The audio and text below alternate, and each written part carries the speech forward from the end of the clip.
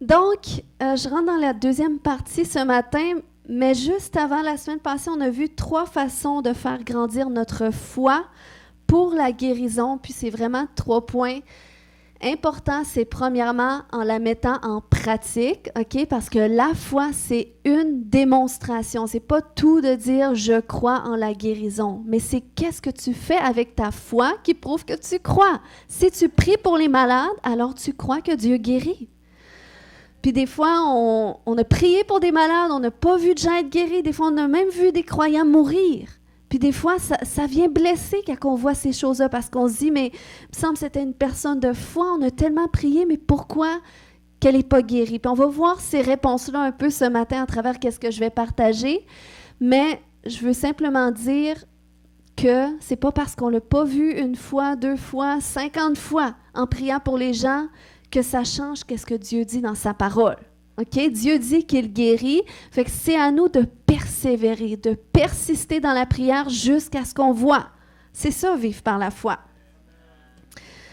Donc, c'est aussi en connaissant les promesses de Dieu sur la guérison. Ça nous aide de savoir, de pouvoir mettre en pratique qu'est-ce qu'on connaît dans la parole de Dieu, et aussi les témoignages nous aident à faire grandir notre foi. Qui a été béni ce matin d'entendre des témoignages de gens qui ont été guéris? Ça veut dire que c'est possible pour vous aussi, même ce matin.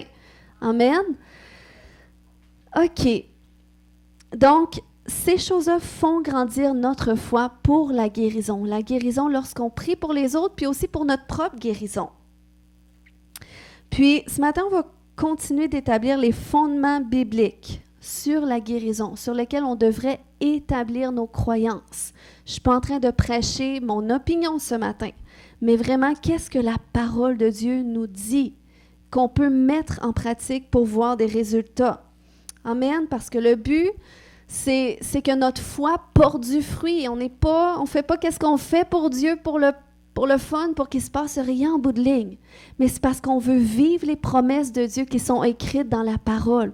On veut vivre la vie abondante que Jésus nous a promis. On veut être sauvé à la fin, oui. On veut vivre éternellement. Mais ici, sur la terre, il y a le royaume de Dieu qui est accessible. Puis c'est ce qu'on veut vivre. Amen? Donc, la guérison, c'est quelque chose que Jésus a commandé à ses disciples de faire. Donc, ses disciples, c'est tous ceux qui croient en Jésus, qui suivent Jésus, deviennent ses disciples. Puis, on voit dans Luc 1 que Jésus a assemblé à un moment donné les 12 disciples et qu'il leur a donné force et pouvoir sur tous les démons, amen, avec la puissance de guérir les maladies. Donc, Jésus a donné ce pouvoir à ses disciples et à nous aussi, parce qu'un petit peu plus loin aussi dans la parole, on voit que premièrement, il a mandaté les 12 et leur a donné ce pouvoir-là, cette capacité-là de sortir, de guérir les malades, mais ensuite, il l'a fait sur les 70. Et c'est comme devenu une stratégie d'évangélisation. Il a dit, allez 2 par 2, guérissez les malades et dites, le royaume de Dieu s'est approché de vous. Donc, c'était une stratégie pour les disciples afin de révéler que le royaume de Dieu est ici à travers la guérison. Amen. Puis comme je disais la semaine passée, les gens n'ont pas juste besoin d'entendre parler de l'Évangile, mais ils ont besoin de goûter à l'Évangile. Et comment est-ce qu'ils y goûtent? C'est lorsqu'on leur fait expérimenter au moyen de la prière. Lorsqu'on prie pour eux, lorsqu'on les témoigne, et là, ils sont touchés. Il y a quelque chose qui se passe dans leur cœur. Il y a un feu qui est là. Des fois, tu vois les larmes. Moi, ça m'est arrivé souvent des gens dans la rue que je propose de prier pour eux, tout de suite les larmes aux yeux. Et ça, je vois que c'est le Seigneur qui touche leur cœur juste quand tu t'arrêtes pour poser cette question-là à quelqu'un. Le Seigneur commence à la toucher parce qu'on a vu que dans la parole de Dieu, c'est écrit « Voici les miracles qui accompagneront ceux qui auront cru en mon nom. Ils chasseront les démons, ils imposeront les mains aux malades et les malades seront guéris. » Et lorsque ça dit « les miracles qui accompagneront », ça veut dire que les miracles, ils me suivent tout le temps. Puis ils attendent juste le moment où est-ce que je vais leur donner l'opportunité de se démontrer dans la vie de quelqu'un. Et pour ça, j'ai besoin d'ouvrir ma bouche, j'ai besoin de témoigner, j'ai besoin de proposer de la prière à quelqu'un. Et c'est comme ça que le miraculeux peut se manifester, le royaume de Dieu. Amen.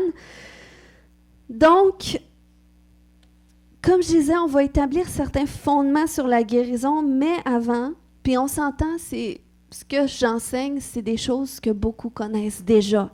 Mais des fois, de juste revenir à la base de qu'est-ce que la parole de Dieu dit sur la guérison, on a besoin de ça. On a besoin de se rafraîchir la mémoire, de revenir à la base. Puis des fois, pour bien établir des fondements, bien, des fois, il faut aller en renverser.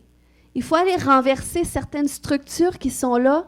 C'est ça qu'on va voir ce matin. Certains mensonges que parfois on peut porter consciemment ou inconsciemment par rapport à la guérison. Puis on va aller renverser ça ce matin afin que le Seigneur puisse vraiment bâtir à nouveau notre foi pour la guérison, notre foi pour voir les miracles qu'il veut qu'on vive puis qu'on voit dans la vie des autres. Vous êtes avec moi?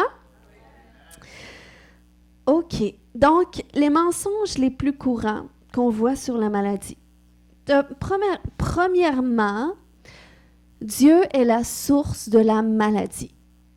Il y a des gens qui pensent que c'est Dieu qui envoie la maladie, que c'est Dieu qui donne la maladie aux gens. Puis, c'est un mensonge qui est grave. C'est un mensonge qui peut occasionner chez les gens beaucoup de colère envers Dieu. Pourquoi moi? Pourquoi Dieu a envoyé la maladie dans mon corps? Puis, c'est vraiment un mensonge parce que la Bible ne nous parle pas du Dieu qui donne la maladie, mais ça nous parle du Dieu qui guérit toute maladie. Puis, il avait même dit au peuple d'Israël dans l'Ancienne Alliance, il leur avait dit à un moment donné que si le peuple se détournait de lui, puis qu'il allait vers les dieux des autres nations, là, il se rendait vulnérable à la maladie. Donc, c'est pas parce que Dieu voulait les punir avec la maladie, mais c'est vraiment parce que si tu sors de la couverture que Dieu t'amène, de la protection que lui peut t'assurer pour te mettre sous des couvertures étrangères, eh bien là, tu n'as plus la protection qui vient avec ce que Dieu veut faire. Donc, c'est pour ça que c'est très important de comprendre que ce n'est pas Dieu qui envoie la maladie. Mais c'est l'ennemi. La maladie, ça vient de l'ennemi. Pourquoi? Parce que la Bible nous dit que le diable est venu pour voler, pour tuer, pour égorger et détruire. Puis c'est ça que ça fait, la maladie. La maladie, ça nous vole notre qualité de vie. La maladie, ça nous détruit. Puis ça peut même nous faire mourir. Donc c'est vraiment le diable qui fait ça, puis c'est une conséquence du péché sur l'humanité. Avant, lorsque Dieu a créé Adam et Ève dans le jardin, eh bien, ils étaient en santé parfaite. C'était le paradis sur terre. Donc, il n'y avait pas de maladie, mais du moment où est-ce qu'ils ont mangé le fruit interdit, qu'ils ont désobéi à Dieu, et que là, ils se sont mis sous la coupe du diable, eh bien là, c'est là que la maladie a commencé à rentrer dans leur corps. Puis c'est ça, la maladie. La maladie, c'est vraiment une conséquence du péché sur l'humanité. C'est pour ça que Jésus est venu. Il est venu pour détruire les œuvres du diable, pour briser les conséquences du péché sur la maladie, les conséquences du péché sur l'humanité en guérissant les malades. Donc, c'est pour ça quand il dit dans Jean 10:10 que le voleur ne vient que pour voler, égorger et détruire, eh bien, il dit « Moi, je suis venu afin que les brebis, afin que les gens aient la vie et l'aient en abondance. » Et vous regarderez les évangiles, Jésus guérissait tous les malades. Puis qu'est-ce qui est beau? C'est que juste avant que je rentre là-dedans, tu sais, si on veut comprendre le cœur de Dieu par rapport à la santé, on a juste besoin de regarder comment est-ce que Jésus se comportait. Parce que Jésus, la Bible nous dit que Jésus ne faisait que qu'est-ce que le Père lui disait de faire. Puis à un moment donné, on voit dans Jean 14, 8-10 que Philippe lui a dit, il dit « Seigneur, montre-nous le Père, et cela nous suffit. » Parce que là, il était avec Jésus, il marchait avec Jésus, mais là, il y avait ce désir-là de voir Dieu. Mais là, Jésus lui dit Il y a si longtemps que je suis avec vous et tu ne m'as pas connu, Philippe. Celui qui m'a vu a vu le Père. Comment dis-tu, montre-nous le Père? Ne crois-tu pas que je suis dans le Père et que le Père est en moi? Les paroles que je vous dis, je ne les dis pas de moi-même. Et le Père qui demeure en moi, c'est lui qui fait les œuvres. Donc, vous voyez que Dieu, c'est l'auteur de la santé divine. C'est lui qui amène la santé dans nos corps. C'est lui qui amène la guérison. Puis, en fait, Jésus, il guérissait pas les malades en dehors de la volonté du Père, parce qu'on voit que lorsque les malades touchaient Jésus, eh bien, c'était le Père à travers Jésus qu'il touchait. Et c'est la même chose lorsqu'on prie pour quelqu'un qui est malade. Vous voyez, les gens ont été guéris. Pourtant, tous ceux qui ont prié, c'est des gens, ils n'ont pas des titres particuliers dans l'Église, ils n'ont pas des reconnaissances ministérielles. Non, c'est des croyants. Puis, du moment que tu pries pour quelqu'un dans le nom de Jésus, eh bien, c'est le Père à travers de toi qui va étendre sa main pour guérir quelqu'un, pour délivrer, pour toucher quelqu'un. Et c'est ce qu'on veut être. On veut être une extension de la main du Père. Donc, le Père a envoyé Jésus dans le monde pour démontrer son amour, pour révéler l'amour qu'il porte envers l'humanité, en portant leurs péchés pour qu'ils soient sauvés et aussi en souffrant pour qu'ils soient guéris. Donc, la maladie, c'est une conséquence du péché sur l'humanité.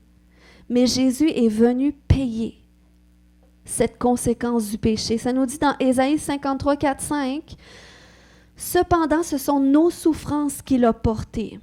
C'est de nos douleurs qu'il s'est chargé, et nous l'avons considéré comme puni, frappé de Dieu et humilié. Mais il était blessé pour nos péchés, brisé pour nos iniquités. Le châtiment qui nous donne la paix est tombé sur lui et c'est par ses meurtrissures que nous sommes guéris. » Donc Jésus a tout porté. Est-ce qu'on peut fermer les yeux quelques instants? Et j'aimerais qu'on s'imagine ce verset un peu. Alléluia. La Bible dit que c'est nos souffrances. Est-ce qu'on peut s'imaginer Jésus quelques instants? Alléluia. Permets-nous, Seigneur, de voir cette image, de voir ce verset en image. Et que ce soit une révélation fraîche, Seigneur, pour nous ce matin. Que c'est nos souffrances que tu as portées. Est-ce que tu peux commencer à voir les souffrances que Jésus a portées? Les douleurs qu'il s'est chargé.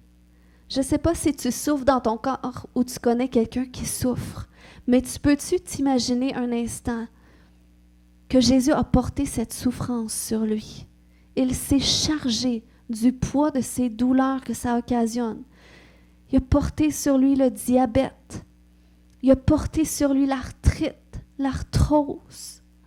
Il a porté sur lui, alléluia, toute complication. Il a porté sur lui la maladie de Crohn. Il a porté sur lui toutes les infirmités des hommes. Kaya shotodo. Ce châtiment qui nous donne la paix, il a été châtié pour nous. Il a vécu la plénitude des souffrances qu'on aurait pu vivre. Je lisais ça aussi dans le psaume 103. Le roi David avait dit au verset 3, « C'est lui qui pardonne toutes tes fautes, qui guérit toutes tes maladies. » Puis, au verset 10 du psaume 103, il dit aussi, « Il ne nous traite pas conformément à nos péchés.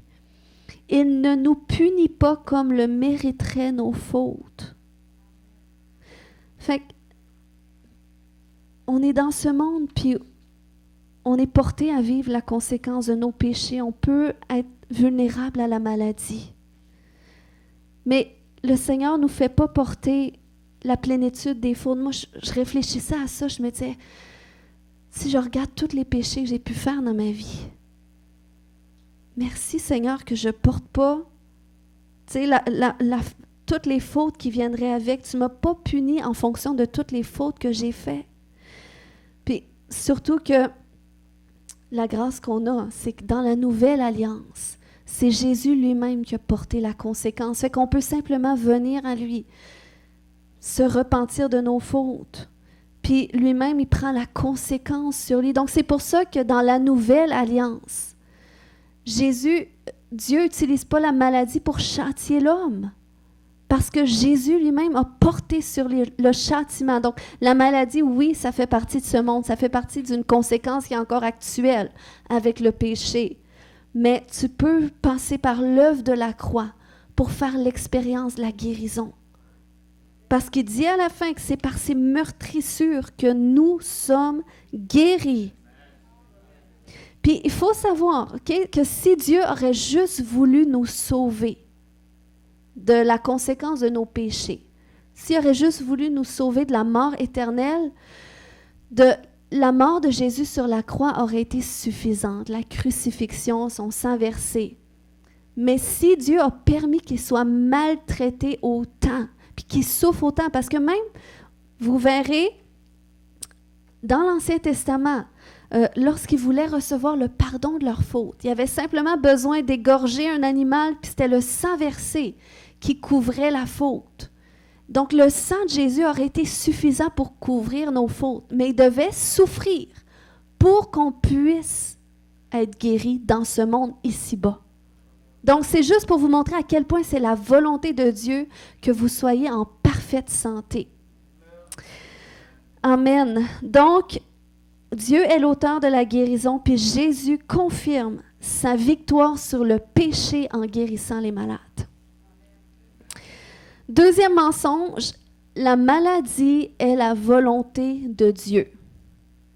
Donc, ça ressemble un petit peu au premier, mais c'est différent dans le sens qu'on est dans un monde où est-ce que les problèmes de santé sont normalisés. Bon, c'est normal parce qu'on a un système médical, puis ils ont dû développer certains moyens pour guérir les gens, parce que même si on ne veut pas être malade, même si on est croyant, on peut être confondu aussi à penser soit avoir des virus ou des difficultés avec notre santé. Mais qu'est-ce que je veux dire, c'est que quand tu normalises quelque chose, tu dis, ben regarde, moi dans ma famille, tu sais, tout le monde, il y a beaucoup d'hommes qui ont le diabète, à partir d'une telle âge, ça apparaît, fait que mon médecin me dit de me préparer à ça, de déjà, tu sais, voir à ça, parce que ça risque de m'arriver. Ben, si je normalise cela, si je l'accepte, eh bien, ça empêche Dieu de pouvoir venir me guérir si jamais ça arrive. Donc, c'est pour ça qu'on doit faire attention.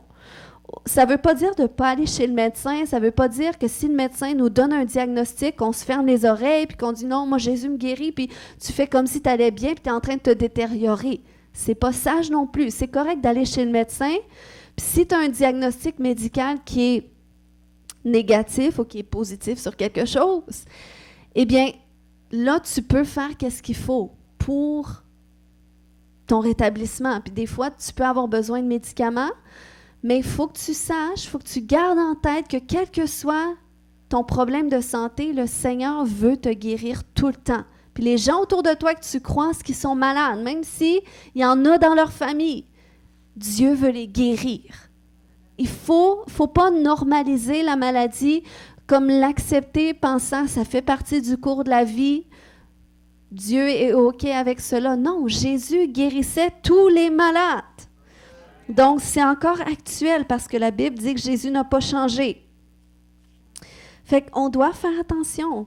Puis, tu sais, prenons exemple avec le COVID. On nous en a tellement parlé des symptômes préparés, c'était quoi? Puis, tu sais, on a normalisé un petit peu c'était quoi le COVID. Puis, à un moment donné, il y a une dame qui est venue ici, puis elle a eu qu'est-ce qu'on appelle la COVID longue. Puis ça, c'était très difficile parce que c'est comme un sentiment de fatigue constant, puis difficulté respiratoire, puis tout ça. Puis ça, c'était normalisé, c'était médicalement normalisé. Mais cette dame-là avait quand même la foi pour être guérie. Ça faisait 2 ans qu'elle souffrait de ça. Puis, à un moment donné, elle est venue à l'église, puis justement, durant la louange, non, elle est venue une fois, on a prié, il n'y a rien qui s'est passé. Il y a une deuxième fois, elle est venue à l'église, puis là, durant la louange, elle a eu ce sentiment que Dieu faisait quelque chose. Puis là, à la fin, elle a demandé de la prière, puis elle a complètement été guérie. C'est parti complètement dans la semaine, elle s'est rendue compte, mon souffle est revenu, j'ai plus la fatigue. Donc, c'est pour ça qu'on doit toujours être à cet endroit-là. On peut vivre des épreuves dans notre santé. Mais ce n'est pas parce que tu vis quelque chose que c'est la volonté de Dieu, tu t'assis dessus, tu l'acceptes. La volonté de Dieu. Okay? La Bible, là, pas la Bible, mais la vie, c'est un peu comme une autoroute. C'est qu'on suit un chemin, puis on a des panneaux de signalisation sur la route qui peuvent représenter les instructions de Dieu. Puis des fois, on n'est pas attentif à ces instructions-là, puis on fait comme à notre tête, soit qu'on a été distrait ou on n'a pas voulu regarder une pancarte. Puis là, on continue, puis à un moment donné, si on arrive devant un gouffre, c'est pas nécessairement parce que Dieu voulait qu'on arrive devant ce gouffre, mais parfois c'est parce que c'est nous, on n'a pas suivi les instructions, on n'a pas suivi les panneaux de signalisation. C'est pour ça qu'on doit être attentif à Dieu. Puis des fois, on dit, ouais, mais je ne sais pas c'est quoi la volonté de Dieu dans ma situation. Mais tu sais que Dieu te parle dans un langage que tu peux comprendre. Si déjà tu vis une situation qui est difficile, puis il y a quelque chose dans ton cœur qui te dit, je ne suis pas d'accord avec ça. Moi, je vis ça, mais je crois que je ne serais pas supposée de vivre ça. Tu sais, ce petit sentiment intérieur d'insatisfaction par rapport à une situation difficile, c'est déjà un signe que Dieu veut changer ta situation. Puis qu'il y a des instructions pour toi. Puis des fois, on ne sait pas, mais c'est quoi les instructions de Dieu? Mais regarde dans la parole de Dieu. La Bible, elle est pleine des instructions de Dieu dans toutes circonstances. Qu'est-ce que tu dois faire? Comment tu dois te comporter? Dans qu'est-ce que tu vis? Puis c'est là que tu peux commencer à vivre. Qu'est-ce que Dieu veut pour toi? Ses promesses. C'est par la foi. Le Seigneur nous appelle à une vie de foi. À une vie où est-ce qu'on se confie en lui. Puis j'étais à cet endroit-là à un moment donné où est-ce que j'attendais des instructions, des directions de Dieu. C'est comme j'attendais que le Seigneur me donne des panneaux de signalisation sur mon chemin, puis ça me tourmentait. Je me disais, Seigneur, je veux savoir, je veux que ce soit clair, clair, clair, puis tout ça, puis c'était pas clair. Puis c'est tellement frustrant parce que même j'avais des rêves où est-ce que dans mes rêves, les personnes me disaient pas au complet qu'est-ce qu'ils devaient me dire. C'est comme, oh, on ne peut pas te le dire. Je vois telle chose, mais on ne peut pas te le dire. Donc, c'est toujours à moitié. Des fois, j'étais désespérée devant le Seigneur jusqu'à ce que le Seigneur me permette de réaliser que tout ce qu'il demande dans ces moments où est-ce que je cherche des instructions, que j'en ai pas, tout ce qu'il veut, c'est que je m'abandonne pleinement à lui.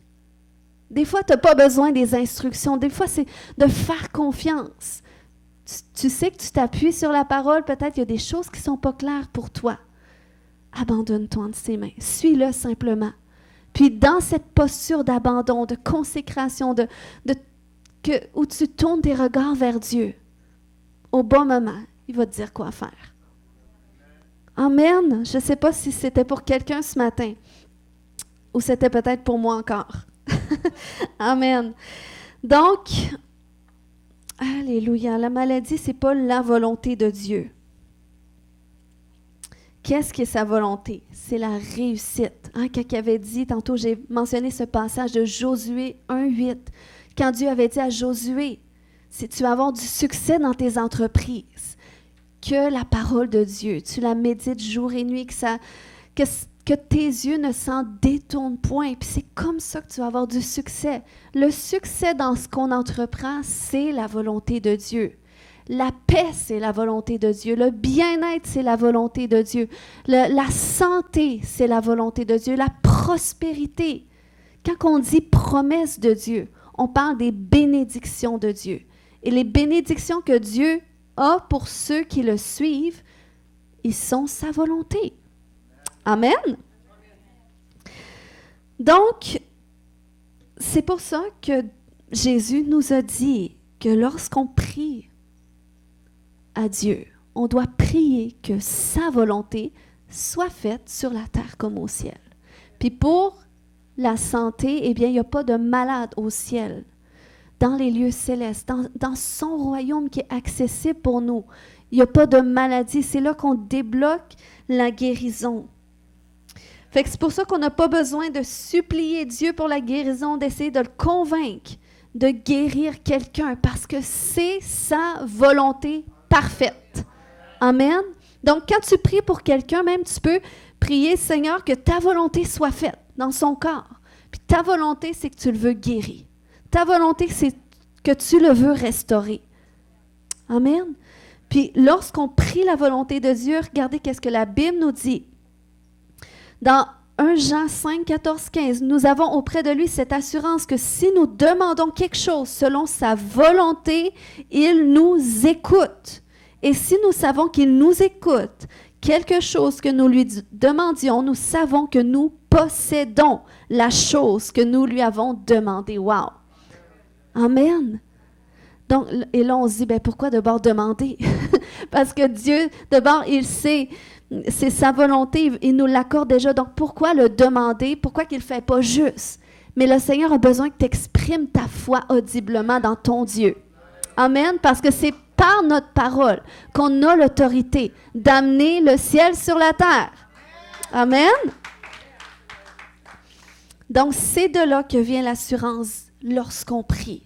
Du moment que tu sais que je prie selon la volonté de Dieu. Je prie, la Bible me dit que l'ennemi est sous mes pieds, que je marche sur toute la puissance de l'ennemi. Qu'est-ce qui fait que j'ai l'assurance lorsque je prends autorité contre l'ennemi, lorsque je suis dans le combat spirituel? C'est que je sais que je prie d'un endroit où est-ce que le diable est déjà sous mes pieds. Donc, c'est ce qui me donne l'assurance. Donc, il faut commencer à savoir qu'est-ce que la Bible dit, notre position, puis ça nous aide à avoir l'assurance dans la prière et quand tu connais sa volonté. Amen. Puis, lorsqu'on prie aussi pour la guérison, on peut dire, Seigneur, que ta volonté soit faite dans son corps. Tu sais, des fois, on ne sait pas toujours comment amancher les choses parce que des gens peuvent vivre des situations compliquées. Puis des fois, on ne comprend pas leurs difficultés de santé. Mais Seigneur, que ta volonté soit faite. J'appelle la guérison dans son corps. Puis on a le droit de déclarer, Seigneur, on a prié pour moi, je n'ai rien ressenti la semaine passée, mais je crois que j'ai reçu. Amen. Parce que tu as dit que si nous demandons, nous prions selon ta volonté, eh bien, tu nous écoutes. Et si tu nous écoutes, eh bien, tu nous as déjà accordé. Donc, je crois que je suis guérie. Amen. Et que ça va se manifester. Donc, on peut remercier Dieu d'avance parce qu'on prie selon sa volonté. À un moment donné, dans Marc 1, 40, 41, il y a un lépreux qui vient vers Jésus, qui se jette à ses genoux et qui lui dit d'un ton suppliant, « Si tu le veux, tu peux me rendre pur. » Jésus, ému de compassion, étendit la main, le touchant et dit, « Je le veux, sois pur. » Amen. Peux-tu regarder ton voisin et dire, « Il le veut. » Amen. Et dans ce passage-là, on voit que ce lépreux, il a supplié Jésus parce qu'il n'était pas sûr. Il dit, si tu veux, tu peux me rendre pur. Et Jésus, parce qu'il était ému de compassion, il l'a guéri. Il a dit, ben oui, c'est sûr que je veux. Donc le Seigneur veut tout le temps. Même il le veut pour les gens du dehors qui ne le connaissent pas. Il veut tout le temps qu'il soit guéri. À tout moment. Regarde jamais une personne en disant, ben elle a fait exprès de détruire sa vie, elle vit dans le péché, on y a déjà parlé de Jésus, elle veut rien savoir, tant pis qu'elle reste malade. Non, c'est pas ça que Dieu pense. Dieu veut toujours la guérir. Puis des fois, le salut d'une personne est l'autre bout de son miracle, de l'expérience de sa guérison. Donc c'est pour ça que c'est tellement important. L'autre jour, j'étais tellement touchée, j'ai partagé le témoignage sur nos réseaux sociaux, mais il y a une dame qui était venue à l'église, elle était venue juste pour accompagner quelqu'un, parce qu'il y avait quelqu'un qui vivait une situation, elle dit, ben, regarde, t'aimes ça aller à ton église, je vais t'accompagner. Puis elle est venue à l'église, puis elle était là pour son ami. Mais le Seigneur l'a tellement touchée. Puis on a prié, puis le Seigneur a commencé à toucher son cœur, à faire une œuvre à l'intérieur d'elle. Mais tout d'un coup, on n'a même pas prié pour sa guérison physique. Mais c'est après, elle s'est relevée, elle a dit, j'ai plus mal dans mon corps. Elle dit, depuis que j'avais 18 ans, que j'avais mal dans le dos. Mais là, j'ai plus mal. Donc, des fois, le Seigneur, il connaît les besoins des gens. Puis, il veut guérir tout le temps, même ceux qui ne le reconnaissent pas nécessairement ou qu'ils ne vont pas nécessairement chercher une guérison. Mais le Seigneur, c'est comme ça qu'il va dévoiler son amour. Amen. Donc, Jésus dit en tout temps, je le veux, sois guéri. Troisième mensonge, qui est mon dernier ce matin, c'est que Dieu se sert de la maladie comme leçon. Il y a cette mentalité-là que, si j'ai cette maladie-là, c'est parce que j'ai à apprendre quelque chose. Dieu veut m'enseigner quelque chose. Mais c'est un mensonge, OK? On ne voit pas ça dans les Écritures. On voit nulle part dans les Écritures où est-ce que Jésus a rendu un de ses disciples malade pour lui enseigner quelque chose. Puis ses disciples ne comprenaient pas souvent qu'est-ce que Jésus disait. Jésus devait se répéter, puis les disciples ne saisissaient pas tout. Mais Jésus ne se servait pas de la maladie pour leur apprendre quelque chose. De la même façon que nous-mêmes, on ne ferait pas ça pour nos enfants. On ne casserait pas le bras à un de nos enfants pour qu'ils comprennent quelque chose enfin, parce que la DPG risquerait d'arriver, hein? Mais ce n'est pas une technique pour apprendre quelque chose à quelqu'un, puis on sait qu'on sert un Dieu d'amour, un bon papa. Puis on doit faire la différence entre une épreuve et une maladie. Okay? Une maladie peut être une épreuve, mais quand dans la Bible, ça nous dit de regarder comme un sujet de joie complète les épreuves auxquelles nous sommes exposés. Eh bien, dans la vie, il y a toutes sortes d'épreuves qu'on peut vivre, des choses inattendues, des mauvaises nouvelles, des chamboulements. Il y a toutes sortes d'épreuves dans la vie auxquelles nous sommes exposés. Puis Dieu, ce n'est pas nécessairement lui qui les envoie, mais il les permet. Il permet certaines épreuves. Puis ça ne veut pas dire qu'il ne donne pas des moyens pour s'en sortir rapidement. Parfois, il le fait aussi. Amen. Mais il permet des fois certaines épreuves pour justement nous enseigner, forger notre caractère, nous faire grandir. Parce qu'il dit plus loin que l'épreuve de notre foi, ça produit la persévérance. Puis que notre foi aussi doit venir à pleine maturité. Donc c'est pour ça qu'il dit, quand vous vivez des épreuves, eh bien, regardez-les comme un sujet de joie. Confiez-vous en moi lorsque vous êtes faible, c'est alors que vous pouvez être fort en moi. Donc, il y a quelque chose qu'on apprend dans les épreuves. Mais quand il parle de la maladie, dans Jacques 5, 13, 14, par exemple, il dit, « Quelqu'un parmi vous est-il dans la souffrance? Qu'il prie. Quelqu'un est-il dans la joie? Qu'il chante des cantiques. Quelqu'un parmi vous est-il malade? Qu'il appelle les anciens de l'Église et que les anciens prient pour lui en loignant d'huile au nom du Seigneur. La prière de la foi sauvera le malade et le Seigneur le relèvera. Et s'il a commis des péchés, il lui sera pardonné. » Donc, une épreuve, oui, on doit apprendre à se confier dans le Seigneur, trouver sa joie dans l'épreuve. Mais lorsque tu es dans la souffrance, lorsque tu es malade, on s'entend-tu? C'est difficile d'être joyeux parfois. Je prends juste l'exemple, je ne sais pas s'il y a d'autres femmes qui pourraient l'attester, mais quand les hommes ont une grippe, c'est comme si on les avait abandonnés en plein milieu des années de tribulation puis qu'ils devaient subir la fin des temps. OK? Des fois, mon mari était sorti, mais non, je ne parle pas de mon mari. Mais c'est juste une petite blague en passant que des fois, quand on est malade, quand on ne file pas, eh bien, c'est difficile parfois de trouver la joie. Je crois que le Seigneur peut donner la joie quand même dans le processus parce que c'est pas parce qu'on croit dans la guérison aussi qu'on la vit tout de suite. Des fois, il faut persévérer, il faut persister. Je crois qu'il y a une grâce en Dieu, mais ça reste qu'il faut que tu gardes en tête que le Seigneur veut te guérir tout le temps, puis que tu peux aller chercher de la prière jusqu'à temps que tu vois ta guérison, puis que tu dois continuer à croire que ta guérison arrive, que tu vas la vivre. Puis je trouve que c'est vraiment un mensonge qui est important de soulever, parce qu'il y a beaucoup de nos ancêtres qui sont fondés sur la religion catholique, puis la religion catholique a enseigné que la souffrance dans la maladie, c'est une façon de communier avec le Christ souffrant. Donc, c'est là qu'ils encouragent les gens. Puis, j'ai écouté certaines choses parce que c'est des choses que je connaissais, que j'avais déjà entendues, mais j'ai fait quelques recherches simplement pour aller fonder ça. Puis, j'ai vu que c'est ce qu'ils enseignent. Ils n'enseignent pas que Dieu guérit. Tu sais, c'est normal parce qu'ils n'ont pas nécessairement... Puis, je crois qu'il y en a qui peuvent l'avoir parce que, tu sais, je ne suis pas en train de parler contre les croyants en général, mais je parle contre la religion. Qu'est-ce qui est enseigné dans leur théologie? Puis, dans leur théologie... ils n'enseignent pas que Dieu guérit nécessairement. Ils croient que Dieu peut faire un miracle. Mais c'est pas genre un fondement où est-ce que tu vas voir un autre croyant et au nom de Jésus, il va t'imposer les mains puis tu vas être guéri. C'est plutôt... Puis j'ai regardé même le même passage là, dans Marc 16, 17, 18. Selon la Bible catholique romaine, regardez juste à la fin, ça dit « Ils imposeront les mains aux malades et les malades s'en trouveront bien. » Donc, ils ne disent pas « les malades seront guéris ».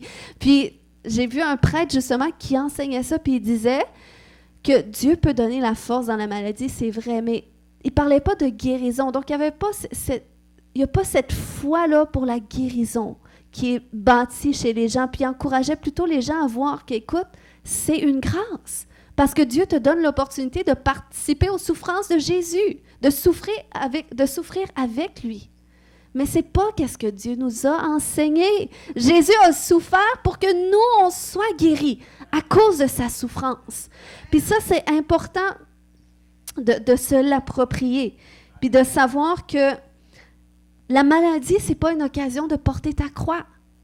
Quand Jésus dit de porter ta croix, il parle que c'est lorsque tu le suis, lorsque tu vis une vie de sacrifice de soi, au même titre que quand ça nous dit dans la parole d'offrir nos corps en sacrifice à Dieu, mais puis un sacrifice vivant. C'est pas qu'il faut que tu souffres dans ton corps pour de vrai, mais c'est vraiment avec cette optique-là de suivre Jésus. Tu offres ton corps, ta vie comme un sacrifice à Dieu dans le sens que tu avances en te soumettant à Dieu, en regardant à Jésus, en le suivant, puis en vivant une vie où est-ce que tu lui obéis. Il te dit « tourne à droite », tu tournes à droite. Il te dit « je veux que tu te détaches de cette chose-là », puis tu apprends à le faire, puis tu apprends à marcher, à cheminer dans la transformation que le Seigneur veut que tu chemines. Donc, c'est ça, une vie de sacrifice. Ce n'est pas de sacrifier notre santé, parce que Jésus a déjà souffert à notre place. Alléluia. Amen. Donc, à nulle part, la Bible nous enseigne d'accepter la maladie. Puis, si on veut trouver une façon, essayer de mieux passer à travers la maladie, il faut que tu saches que Dieu, il est toujours Dieu. Dieu, il est proche de celui qui souffre, puis il n'a pas besoin de te rendre malade pour que tu t'approches de lui. Parce qu'il est déjà proche de toi, tu peux te rapprocher de lui, même si tu es en pleine santé, puis je te le conseille aussi. Amen. Puis, il est proche de celui qui souffre, il leur tend la main, mais il veut aussi les conduire sur ce chemin de guérison. Je me souviens, au début, quand j'ai donné ma vie à Jésus, ça faisait des mois que j'avais des courbatures tout le temps. Je me réveillais le matin, c'était comme si qu'un tracteur m'avait roulé dessus. Puis, je ne savais pas d'où ce que ça venait. Puis, je changeais mon coussin, mon oreiller, tout ça, mais j'avais toujours mal dans le dos. Puis, dès que j'ai donné ma vie à Jésus, c'est parti. Puis, je m'en suis rendu compte, quelques semaines après, j'ai réalisé que j'ai plus aucune douleur dans le dos.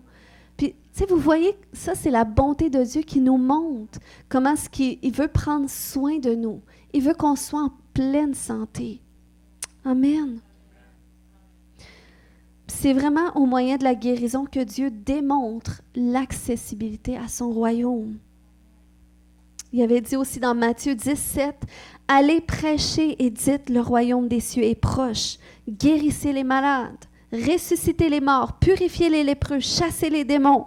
Vous avez reçu gratuitement, donné gratuitement. » Puis Vous savez, le paradis, c'est l'endroit où est-ce qu'on va aller quand on va mourir. On va aller avec le Seigneur au paradis. Mais ici, sur terre, parce que des fois, il y en a qui disent, ben ça fait pas de sens, donner ma vie à Jésus, puis je vais mourir peut-être dans 40 ans. Tu sais, les gens voient ça loin, fait que ça donne quoi? Mais le Seigneur, il veut que tu vives le ciel sur la terre. Parce que sur la terre, tu n'as pas accès au paradis, mais tu as accès à son royaume, le royaume des cieux. Même Jésus a dit, concernant le royaume, il dit dans Luc 17, 21, on ne dira pas « Le royaume est ici ou il est là, car voici le royaume de Dieu est au milieu de vous. » Donc, le royaume de Dieu, il est là tout le temps. Puis c'est dans cet endroit-là, dans cette dimension-là, que le Seigneur veut se révéler à toi, veut se manifester. Il veut te bénir, il veut te guérir. Puis c'est ce que Jésus a fait. Il a amené l'évangile du royaume en guérissant les malades, en ressuscitant les morts. Puis il nous a commandé de faire la même chose parce qu'il est réel. Amen. Alléluia.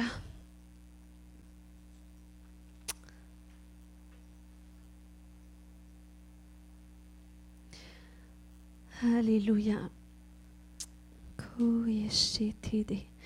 J'ai un autre témoignage aussi que j'aimerais partager, comme juste pour que vous réalisez que des fois, il faut persévérer longtemps.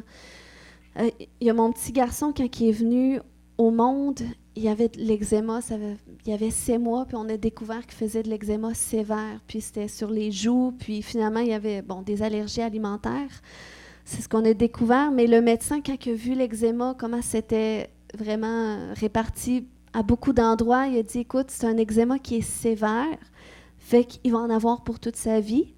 Puis là, c'est l'eczéma, mais quand il va être enfant, l'asthme va commencer. Puis il me prescrit le traitement, il a dit, ça, c'est à vie.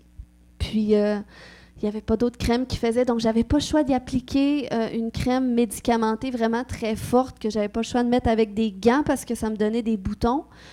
Puis, il fallait que je lui fasse un traitement de cortisone 1 fois par mois. Puis, j'étais tellement, à toutes les fois, ça me dégoûtait. À tous les mois, je n'aime pas la cortisone à cause des conséquences que ça amène. Je sais que des fois, on n'a pas le choix, mais petit bébé comme ça, parce que je sais que le corps s'habitue à la cortisone, fait que j'étais vraiment en désaccord avec ça. J'étais vraiment furieuse. Je disais, non, il va être guéri, tout ça. Puis, à tous les mois. Pendant 3 semaines, j'étais tranquille, il y avait une belle peau. La 4e semaine, toutes les boursoufles ressortent, donc traitement de cortisone pendant 1 semaine. Puis, je devais toujours continuer, mais tout le temps, on a prié. On a déclaré que non, notre fils va être guéri. C'est pas vrai qu'il va vivre ça toute sa vie. On a prié de plein de façons, même qu'à un moment donné, je suis allée creuser, voir est-ce que c'est générationnel, est-ce que certaines façons que je dois prier, c'est peut-être spirituel. Fait que j'ai fait tout ce que je pouvais faire, puis vraiment par la foi. Puis même que je me souviens qu'une dernière façon que j'avais prié, puis on va le faire ce matin, on va prendre la communion. Mais une dernière façon que j'avais pris le repas du Seigneur, la Sainte Seine. Puis j'avais appliqué, même sur ses joues, le jus, le sang de Jésus. Puis j'avais prié pour lui. Puis je croyais vraiment à la guérison. Puis au mois de mai 2020, ça a été son dernier traitement de cortisone. Plus jamais après. Puis tu sais, c'est pas comme... Des fois, on se dit, alléluia. Des fois, on dit, je prie pour un miracle, je m'en attends tout de suite. Mais la position, la posture d'attente, il faut qu'elle soit continuelle. Tu t'attends, tu n'acceptes pas. Il faut que tu vois la maladie et la mort comme un ennemi de Dieu. Il y a beaucoup de gens qui meurent avant leur temps. On peut dire Dieu ôte la vie, mais je crois qu'il y a bien des morts qu'on pourrait des fois. Que Dieu aurait pu intervenir, mais faute de gens qui prient, qui intercèdent, qui sachent s'approprier qu'est-ce que la parole de Dieu dit, eh bien, le courant de ce monde l'emporte. Mais nous sommes les enfants de Dieu. Le Seigneur dit dans sa parole qu'on règne avec lui dans les lieux célestes en Jésus. Les lieux célestes, c'est quoi? C'est son royaume. On a accès à son royaume quand tu as donné ta vie à Jésus, que tu as expérimenté qu'est-ce qu'on appelle la nouvelle naissance. Tu as accès à son royaume. Tu as accès aux bénéfices qu'il offre dans son royaume. Tu peux te les approprier et tu peux les transmettre. Parce que le Seigneur, il veut que toute la terre soit remplie de sa gloire. Amen. Il veut que toute la terre vive les bénéfices de sa gloire. Et ça, c'est les trésors que nous, on a en nous. Amen. Alléluia. Le Seigneur est glorieux. Le Seigneur est grand.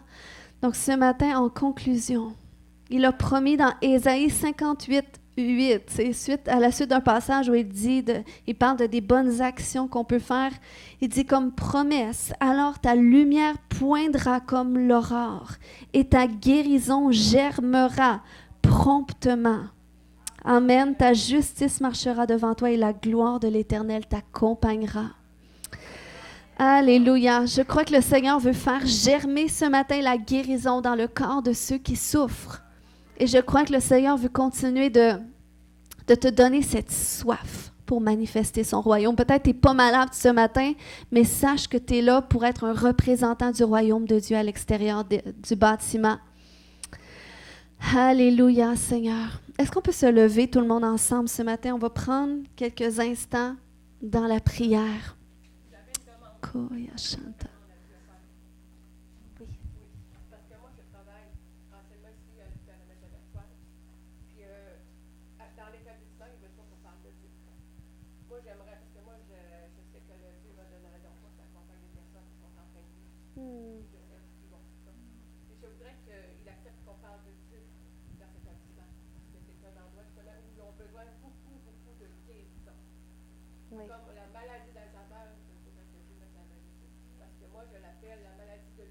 Parce que je vois mes patients comme hôpital. Et je voudrais vraiment qu'il fasse quelque chose de bien dans cet investissement-là aussi. Je vais marquer des choses. Non, on peut prier pour ça maintenant. On peut prier. Levez les mains là où est-ce que vous êtes. Amen. Est-ce que l'équipe peut l'entourer? On va prier pour notre sœur, pour le cri de son cœur. Alléluia. Seigneur, je te remercie, Père, pour ces choses que tu as mis dans son cœur. Je crois, Seigneur, que c'est ce que tu veux faire. Tu veux visiter les gens, Seigneur, dans cet établissement. Tu veux sauver le plus grand nombre. Tu veux amener la guérison. Tu veux l'utiliser, Seigneur. Et dans le nom de Jésus, là où est-ce qu'on avait fermé la porte pour parler de Dieu, dans le nom de Jésus, je vais détacher maintenant. Je vais détacher ces verrous sur cette porte maintenant dans le nom de Jésus. Et j'ordonne qu'elle s'ouvre maintenant. J'ordonne qu'elle s'ouvre maintenant, qu'elle va pouvoir amener l'Évangile, Seigneur Dieu. Père, je vais relâcher sur elle la sagesse pour savoir de quelle façon approcher ses responsables avec la proposition que tu vas mettre dans son cœur, une façon qui va être comprise et qui va être acceptée. Et je te remercie, Père, que tu vas le faire. Dans le nom de Jésus, que tu vas utiliser cette dame puissamment pour guérir et sauver le plus grand nombre. Amen. Alléluia. Est-ce qu'il y a des gens qui n'ont jamais donné toute leur vie à Jésus ici, puis vous diriez ce matin, ben moi j'aimerais ça. J'aimerais faire une rencontre avec Dieu. J'aimerais vivre qu'est-ce que tu as partagé, le royaume. Je veux voir qu'est-ce que Dieu a pour moi. J'aimerais que tu lèves la main bien haut. Tu peux venir devant si tu veux. Mais oui, tu peux venir. Alléluia. Tu peux l'accompagner. Y a-t-il quelqu'un d'autre ce matin qui aimerait ça donner sa vie à Jésus? Tu peux, pas obligé. C'est bon. Y a-t-il d'autres gens ce matin, vous dites, ben moi, je suis ici, Alléluia, tout le monde. Est-ce qu'on peut étendre les mains vers lui? On a tous passé par là. On a tous eu une première fois où est-ce qu'on s'est avancé vers Dieu. Ton nom, c'est quoi? Justin. Seigneur, je te remercie pour Justin. Pour Justin, Seigneur, qui veut te connaître. Seigneur, tu dis dans ta parole que c'est toi qui l'as aimé le premier, Seigneur. C'est toi qui l'attires à lui, Seigneur. S'il vient à toi, c'est parce que c'est toi qui l'attires. C'est parce que c'est toi qui as un appel pour lui. Et Seigneur, alors qu'il va te confesser qu'il te donne sa vie, dans quelques instants, Seigneur, je prie vraiment comme tu l'as fait pour moi, qu'il fasse l'expérience d'une nouvelle naissance qui est directe. Où est-ce qu'il va commencer à vivre, Seigneur, des changements? Où est-ce que ses yeux vont s'ouvrir sur toi, puis sur la vie, Seigneur? Il va voir la vie différemment. puis il va vivre une vie bien meilleure, une vie abondante en Jésus. Est-ce que tu veux répéter après moi, dire, Seigneur Jésus, je te demande pardon pour tous mes péchés. Je te donne aujourd'hui ma vie. Viens dans mon cœur. Je fais de toi mon Seigneur, mon Sauveur. Amen. Amen. C'est bon. Tu vas voir, ta vie va changer. Amen.